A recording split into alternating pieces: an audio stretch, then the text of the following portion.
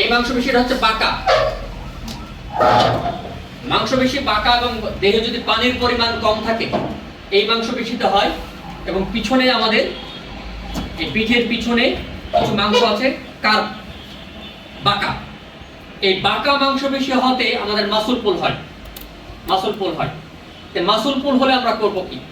আমাদের রাত্রে শোয়ার সময় অনেকের বেশি হয়, অন্তঃসত্ত্বা অবস্থায় হয়ে থাকে।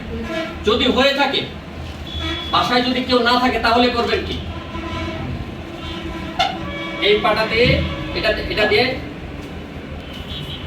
এটাকে টান দেন, এই পাকে টান দেন। হ্যাঁ, টান দিলে কি হচ্ছে? এখানকার বেশি আস্তে আস্তে লুজ হচ্ছে। কেউ নাই, অথবা বসুন, পাটাকে একবার স্ট্রেট থাকবে, স্ট্রেট করে চেষ্টা করেন।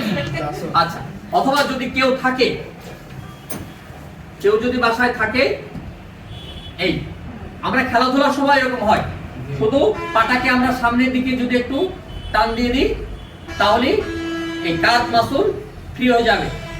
30 সেকেন্ড, খুব জোর সময় লাগবে, 30 সেকেন্ডের ভিতরেই সেরে যায়।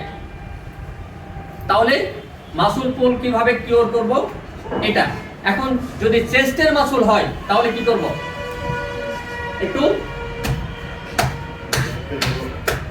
একটু চেস্ট থেরাপি দিয়ে দেব। এই চেস্ট থেরাপি যদি দিয়ে দিই,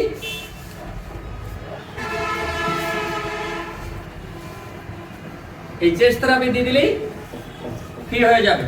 তাহলে মাসল পুল পারবো তো ইনশাআল্লাহ আমরা? ইনশাআল্লাহ। ঠিক আছে।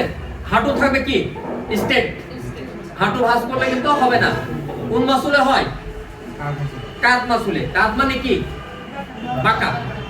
এই কাঁধ মাসল পায়ের পেশিতে আছে, একটা আরেকটার উপরে উঠে যায়, আরেকটা হচ্ছে ব্যাক সাইডও আছে। এই রোগী ব্যাক সাইডে যখন হয় তখন শ্বাস নিতে পারে না, শ্বাস নিলেও বুকে ব্যথা হয়। আর এখানে সাঁতার কাটতে গিয়ে সবথেকে বড় বিপদ হয়। সাঁতার কাটতে গিয়ে মানুষ ডুবে মারা যায় এই একটা কারণে, তখন আর সাঁতরাতে পারে না। এই কাঁধ মাসল, এই জন্য যাই করেন আগে আমরা ফিজিক্যাল মুভমেন্ট করা উচিত। এই রোগীটা আমরা সব থেকে বেশি পাবো অন্তঃসত্ত্বা অবস্থায় মায়েদের, এবং খেলাধুলার সময় আমাদের হয়, এবং রাত্রেও শোয়ার সময় অনেকেরই হয়ে থাকে। পারবেন তো ইনশাআল্লাহ? তাহলে আমরা আজকে শিখলাম মাসল পুল কিভাবে কিওর করব।